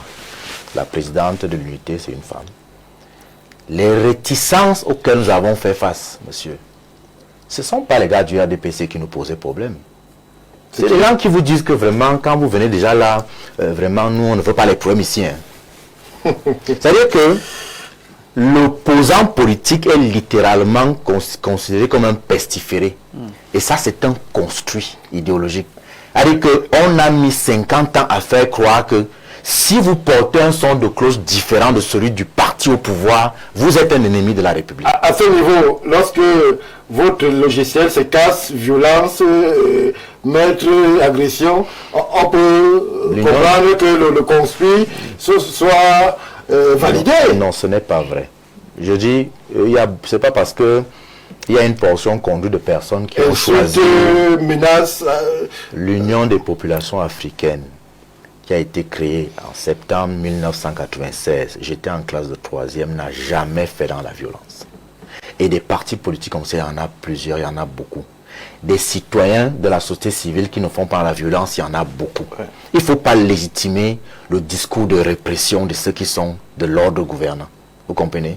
Le problème, c'est qu'on a stigmatisé l'acteur politique qui porte un son de cloche différent de celui du parti au pouvoir. C'est la raison pour laquelle on diabolise l'acteur politique dit de l'opposition. Parce que l'élection, et c'est l'une des raisons pour lesquelles je dis la démocratie avec grand L, ça n'existe pas.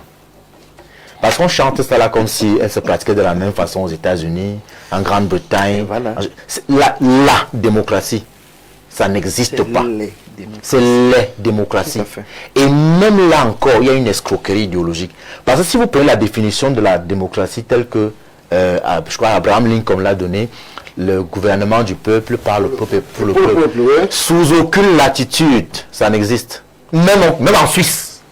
Même en Suisse. Il y a une élite qui tient la Suisse. Il y a une élite qui tient la Suisse. Et c'est comme ça partout. Avec des résultats. Le problème, on peut tenir un pays pour soi sans que les populations n'en profitent. Tout à l'heure, lorsque vous avez écouté le colonel, vous dites que lui, il ne cherche pas à s'appesantir sur la longévité des dirigeants. C'est parce que ce n'est pas ça le problème. Qu'est-ce qui est le problème? Le problème, c'est le rendu. Vous pouvez m'expliquer comment vous faites dans un pays et puis des individus se lèvent et vous disent qu'ils achètent un lampadaire à 1 million. Dans un pays où tout le monde, vous avez parlé du taux de scolarisation, nous avons fait les mêmes écoles. Ouais. Vous pouvez nous dire où on achète un lampadaire à 1 million de francs. Vous pouvez nous expliquer comment dans un pays où les gens ont tellement fréquenté, on n'arrive pas à savoir quelle quantité d'or on a exporté. Vous pouvez m'expliquer comment dans un pays normal, on fait 1 kilomètre de route, on bitume 1 kilomètre à 1 milliard de francs CFA. Vous pouvez m'expliquer comment on n'arrive pas à gérer les ordures où ailleurs les gens en ont fait une ressource. Les ordures là, c'est une matière première ailleurs. Bien sûr. Les gens s'enrichissent avec les ordures. Mais nous, on vit dans les ordures. Certains distribuent quelques brouettes à gauche et à droite. D'autres jouent avec les conflits de compétences. Mais si vous sortez tout à l'heure là et que vous baladez à Yaoundé, vous allez vous fatiguer de compter les tas d'ordures. Et là, vous allez seulement voir le visite parce que vous allez dans les bas-fonds. Je me demande si on a une idée du niveau de dégradation de l'environnement. Moi, j'étais à Douala il y a quelque temps. J'ai vu c'est des petits îlots de déchets plastiques sur le volet. Donc, et on est surpris des inondations. Les gens, il ne faut pas qu'on fasse... Le problème se pose, je vous dis, quand on dit Afrique, que valent les élections? Arrêtons, on a déjà répondu à la question. Les élections ne valent que pour ceux qui sont au pouvoir. Elles leur permettent de légitimer une captation du pouvoir. Mais maintenant, ce n'est pas eux qui vont le lâcher. Ceux qui vont les amener à lâcher, c'est ceux qui votent. Parce qu'une des choses extraordinaires que l'ordre gouvernant a réussi à faire, c'est décourager les gens. Parce qu'il y a aussi les gens ne sont pas allés voter. Oui. Nous on est sur le terrain, les gens ne sont pas allés voter.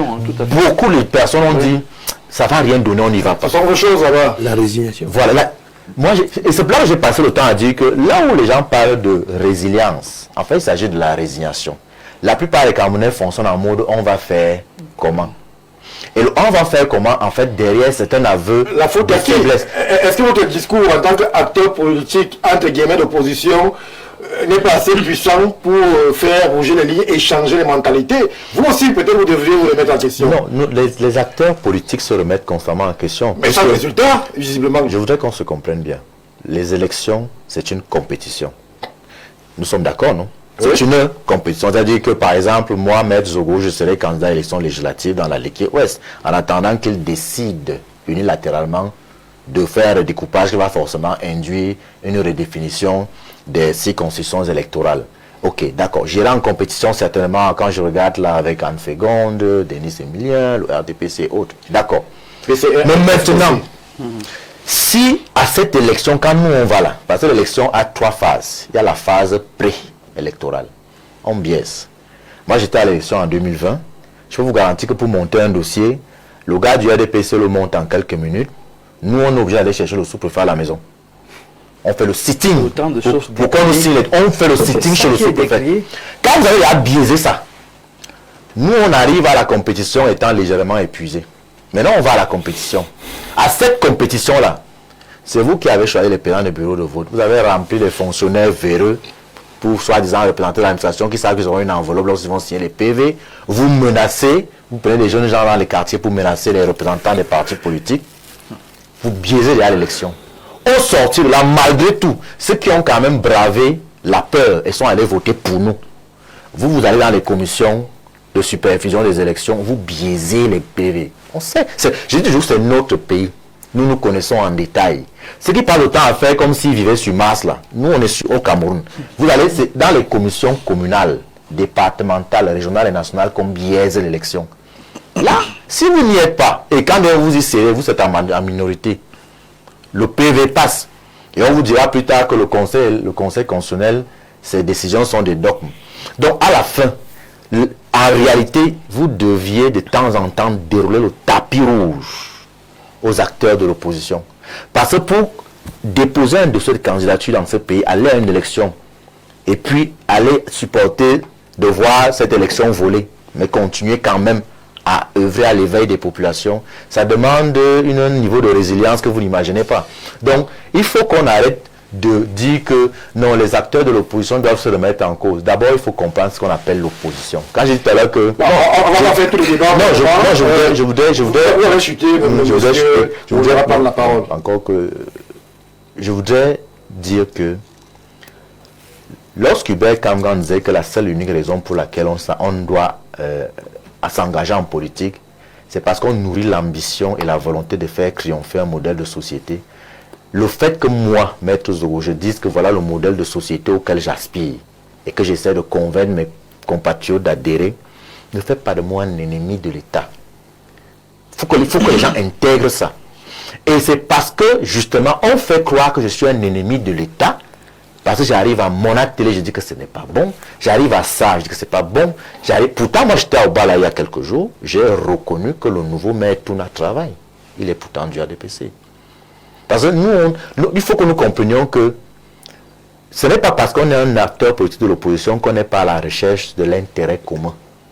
Il peut avoir un gars du parti au pouvoir qui travaille. D'ailleurs, les classiques de son parti ont failli le dégommer. Les populations, on ne dit jamais. Merci, Maître Guy Zogo. Alors, Monsieur Mona, on reste toujours sur votre expérience empirique. Alors, en mal ou en bien, ça dépend. Mais qu'est-ce qui manque justement à cette démocratie ou alors à ces élections en Afrique pour qu'elles puissent ressembler, si cela est dans le commun des mortels possible, à ce qui se passe sur vos latitudes, c'est-à-dire en Suisse, en France et autres? Bien. Vous savez, un débat comme celui-ci est très important pour l'audience, l'audimat, les gens qui... Alors, rassurez-vous, le message me le confirme. Allez-y. C'est un débat très important parce que nous sortons d'une élection présidentielle. Oui. Au mois d'octobre dernier, les Camerounais ont renouvelé, d'après la Cour constitutionnelle, leur confiance au président actuel, au président qui a renouvelé son bail avec Doudi. Et ça, c'était au Cameroun. Ailleurs, puisqu'on parle de l'Afrique, oui. Ailleurs, il y a aussi eu des élections où on a vu, par exemple, Museveni en Ouganda, qui a... Lui, il a 40 ans. Qui a absolument imité son frère au Cameroun. Même en Guinée équatoriale aussi. Tout à fait. Et au Congo. Un peu avant, au Sénégal, les choses s'étaient passées autrement. On a, je crois, c'est le chef d'État le plus jeune d'Afrique. Oui. Il a 40 ans. Bassirou, 40 ans ou 44 ans, je peux me tromper. La quarantaine. Mais toujours il dit que c'est le plus jeune. Oui. Donc, en Afrique, les élections servent à quelque chose. Pour certains, au Sénégal, elles servent à renouveler le leadership. Oui. Au niveau de la tête du pays.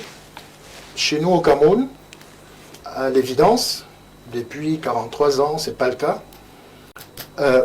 En Ouganda, ils sont à la même enseigne que nous. Donc, Guinée équatoriale, ce sont nos frères.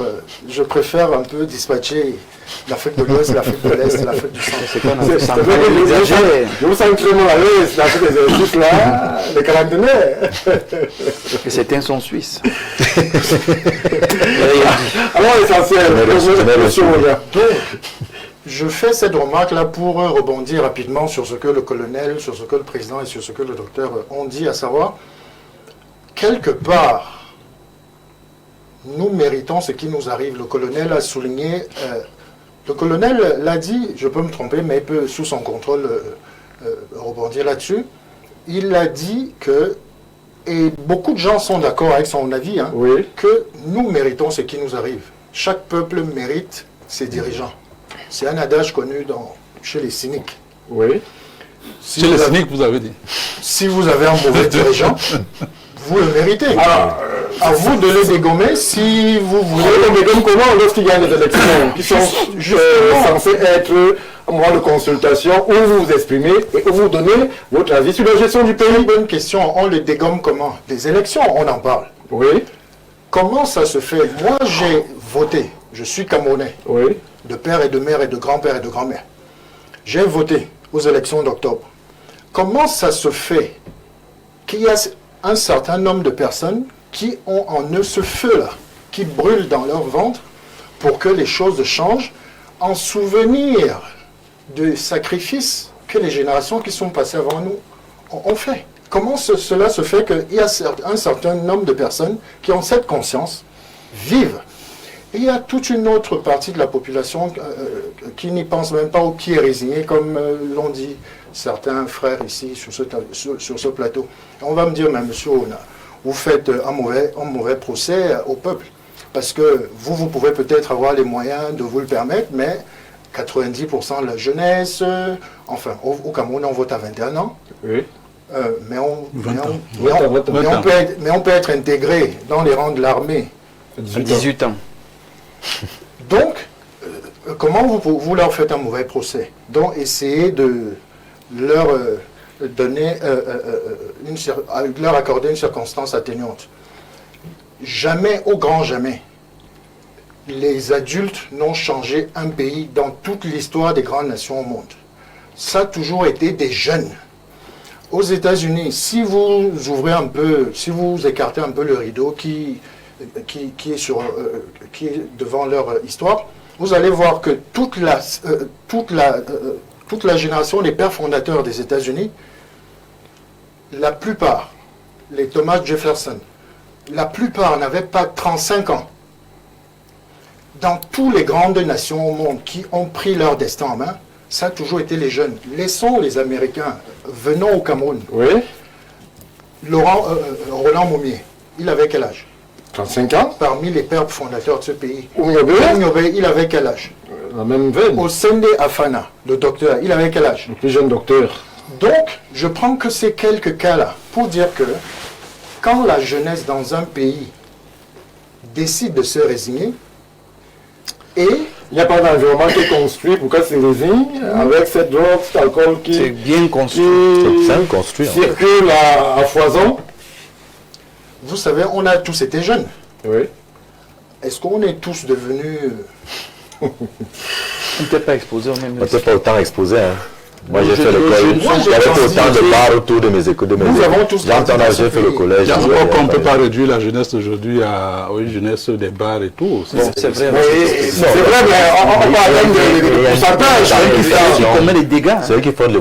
Ah, là, c'est monsieur Rana. Donc, la jeunesse, lorsqu'elle laisse tomber ses bras, lorsqu'elle abandonne ce qui... Parce qu'en fait, dans tous les pays du monde, le pan le plus important de la population, c'est la jeunesse. Oui. Il suffit de regarder les pays dits développés, comment ils se battent pour ouvrir leurs portes à l'immigration, parce que la population n'arrive pas, les femmes n'arrivent pas à renouveler. Oui. À se régénérer. La population n'arrive pas à se régénérer, donc on a besoin des immigrés. En France, Jeunes. Sarkozy va vous parler de l'immigration choisie. Choisis, Oui. voilà. Le Cameroun, à travers nos impôts, paye l'éducation des enfants. Ils sont tous diplômés, ils finissent au Canada, ils finissent en France, ils finissent en Suisse, ils finissent ailleurs. Offrez-leur les emplois. Pour la prospérité de ces pays. Offrez-leur les emplois. Voilà. Donc, quand vous m'interpellez, vous me posez la question, mais attendez, est-ce Qu'est-ce qui que... manque à nos démocraties pour que les élections aient justement ce vernis de sérieux qu'il y a ici et là sur vos latitudes? Aucune démocratie n'est parfaite. Aucune. Oui. Que ce soit aux États-Unis, celle qui a la réputation d'être la plus grande, la plus spectaculaire des démocraties, Oui. que ce soit en Inde, Avec les morts au Capitole. l'Inde qui est la plus grande des démocraties au En monde, termes de nombre. en termes de nombre, parce que chez eux, pour faire des élections, on est en termes de centaines de millions d'électeurs. Que ce soit en Suisse, là où il y a 8 millions d'habitants, mais ce ne sont pas tous les 8 millions qui vont voter, c'est selon les cantons. Que ce soit en France, aucune démocratie n'est parfaite, mais chaque pays a son identité. Je crois que c'est le président qui l'a dit, ou je peux me tromper, maître. Et chaque pays s'adosse donc sur cette identité, sur cet ADN, C'est ça. qui Voilà, fait c'est ce que nous disons. ce pays-là, chaque démocratie définit son mode de choix de ses leaders. Parce qu'une démocratie, c'est quoi au final? Une démocratie, c'est on ne peut pas tous diriger ce pays, on va se choisir des représentants. Oui. On va se choisir des représentants sur le plan municipal, législatif et présidentiel. Et puis peut-être au Sénat, et ainsi de suite. Et selon notre culture, selon notre histoire et selon les sacrifices qu'on a faits, parce que nous, c'est pour ça que j'ai dit tout à l'heure, la démocratie, est-ce que c'était une nécessité, une formalité? Les indépendances et les indépendances dans les années 60 et la démocratie, entre guillemets, dans les années 90, nous ont été données.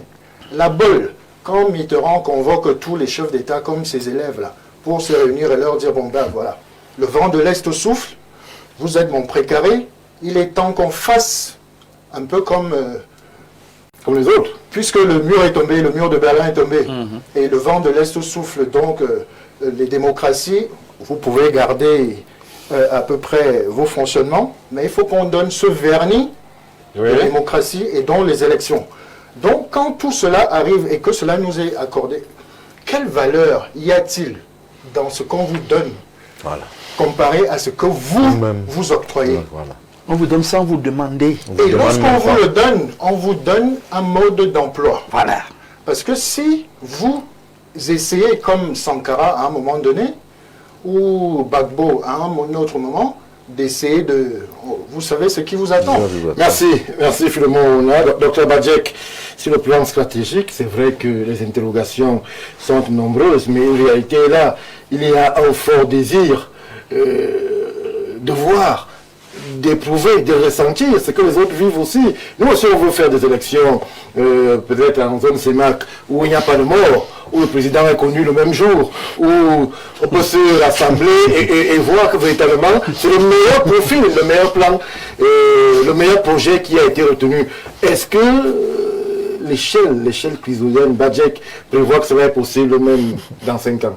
Je vais vous dire qu'on est passé de l'échelle au référentiel. Parce qu'on a un index pivot 7, en deçà duquel, n'est-ce pas, nous avons tous les moyens autonomes pour pouvoir régler les crises, et que, en dessus de 7 jusqu'à 10, n'est-ce pas, la chrysogénèse appelle plutôt à une contribution d'autres acteurs. Moi, ce que je veux revenir, parce qu'il reste très peu de temps, il y a beaucoup de gens qui l'ont évoqué ici, et que si jamais j'ajoute encore quelque chose, ce serait peut-être un peu trop de sel dans une soupe qui est déjà bien dosée.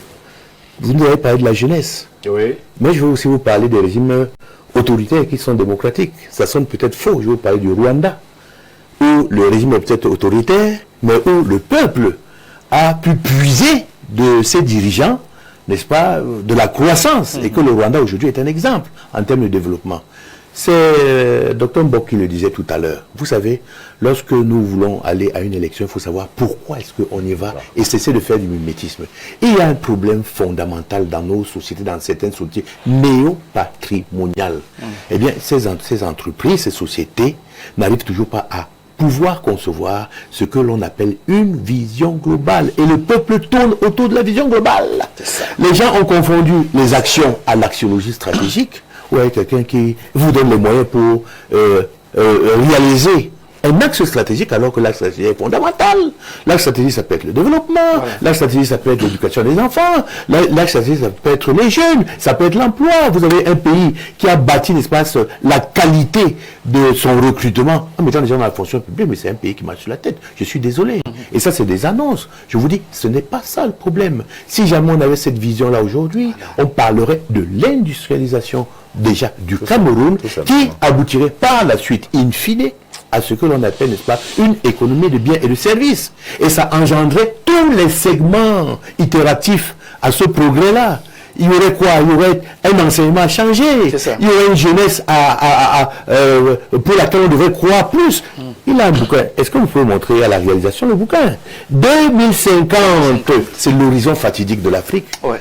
L'Afrique aujourd'hui, n'est-ce pas, en termes de démographie, n'a pas encore atteint son inversion démographique. N'a pas encore atteint l'inversion démographique. En 2050, Dr Mbok, le Nigeria sera classé en termes, sur le plan économique, devant l'Allemagne. Nous sommes les seuls à ne pas comprendre quel est le jeu, quel est le rôle que nous devons jouer, n'est-ce pas, au niveau du monde aujourd'hui. Donc cette démocratie, ou alors ces élections, est-ce que c'est un luxe ou pas? Il faudrait savoir ce que l'on recherche, n'est-ce pas, après l'élection, une élection. Une élection, ça doit être une transformation. Ça doit être un message, ça doit être une profession de foi que l'on propose à la population de manière égale, de manière intègre et de manière lisible pour que cette population-là puisse vous accorder du crédit de n'importe quelle manière que ce soit. Donc c'est un peu ça, moi je ne suis pas gêné du tout et puis moi je me dis que les contributions de tout le monde sur ce plateau ce soir ont été des contributions qui ont été pertinentes. Et si vous vouliez maintenant parler du référentiel chrysogène, vous savez qu'au niveau de la politique, on a beaucoup de marqueurs à mettre ensemble. Et la polarisation est un des marqueurs qui pollue, n'est-ce pas, la véritable expression de la démocratie. Encore, il faudrait être capable d'accepter ce que le stratège vous propose. Voilà. Si jamais vous avez les oreilles complètement bouchées, eh bien, il n'y a pas pire aveugle que celui qui ne veut pas voir. Merci, docteur. Le président, à 1 minute. Non, peut-être rapidement, merci déjà pour dire rapidement que peut-être que c'est peut-être la déformation professionnelle. Le colonel dit nous sommes les seuls à ne pas comprendre. Non, sur cette table, les gens comprennent très bien. Les gens comprennent très bien, mais peut-être qu'il ne veut pas dire que le RDPC ne comprend pas. C'est ce qu'il voulait dire. Parce qu'en réalité, je crois que nous connaissons les enjeux. On ne peut pas dire qu'aujourd'hui au Cameroun, on n'est pas des gens qui n'aient pas de vision politique. Non. On ne peut pas dire que dans tous les partis qu'il y a au Cameroun, il n'y a pas de parti qui n'ait pas de vision politique. Nous avons un problème. Nous avons un régime qui, au départ, n'est pas démocratique. Je crois que c'est le premier problème. Peut-être le deuxième problème, c'est que au niveau de l'opposition, beaucoup font du mimétisme. Ça veut dire qu'on essaie de faire comme les autres, ceux qui sont là. C'est pour dire qu'on a besoin de démocratie et que la démocratie, c'est ça qui va nous sauver. Ça, c'est ce que nous pensons. Merci. Le temps est achevé, Jean-Moïse Mbok. Le temps est achevé. On a quelques solutions. 30 secondes. Bon, 30 secondes. 30 secondes. 30 secondes, vraiment, on sera coupé. Premier goulot d'étranglement, la haine et l'ensauvagement de l'espace politique. Il faut qu'on arrête de voir les partis d'opposition comme les ennemis de la nation. Très important. C'est un goulot d'étranglement qu'il faut rapidement enlever. Deuxième volet, si on veut montrer qu'on est autonome et qu'on est vraiment indépendant, qu'on rende au référendum pour pouvoir consulter tous les Camerounais et solliciter l'approche démocratique que nous devons adopter pour que le Cameroun émerge. N'oubliez pas d'intégrer la société civile. Oui, troisième et dernier point, c'est tous les différents acteurs de la société et principalement les médias. Quand vous dites que les hommes politiques ne font pas bien le travail, je ne suis pas d'accord. Parce que pendant l'élection présidentielle, vous m'avez accompagné, on a fait le score qu'on a fait, parce que les médias ont été justes, équitables, ont donné la plage et l'espace. Et je veux, permettez-moi de saluer Info Télévision et certainement d'autres qui ont joué parfaitement leur rôle pour qu'on arrive à ce résultat où les Camerounais se sont exprimés, ont dit ce qu'ils pensaient, parce que vous avez joué votre rôle. Merci. Maître, 30 secondes. Je voudrais m'adresser à l'ensemble des populations camerounaises pour leur dire que les élections n'auront que la valeur qu'elles vont vouloir leur donner. Donc, puisqu'il y a un report de fait des élections législatives et municipales, l'Union des populations africaines est dans les starting blocks. Je voudrais que les uns et les autres prennent leurs responsabilités. Nous, les acteurs politiques, nous allons jouer notre partition, que les populations jouent la leur. C'est trop facile de toujours accuser les autres. Merci. sur vos mots, par vos mots, que nous sortons justement de cette super production de Ouro Africa. On va dire merci à toutes nos équipes qui nous accompagnent. Jean-Maurice Bob. Oui, on va l'évoquer un peu plus tard, à d'autres circonstances. On va dire merci à toutes nos équipes, on va dire merci à vous qui êtes venus sur ce plateau. Président Bion, Dr Badjek, Monsieur Ona qui nous a rejoint avec beaucoup de plaisir. On a aimé ces feelings venus d'ailleurs, Jean-Maurice Mbok et Maître Guy Zogo. Comment vous dire merci? Restez fidèles au programme d'Info TV qui se poursuit. Quant à nous, retrouvons-nous avec certainement un peu plus de bonheur, surtout de veille et de conscience africaine lundi prochain, lorsqu'il sera 21h à Yaoundé, au Cameroun. Bien le bonsoir.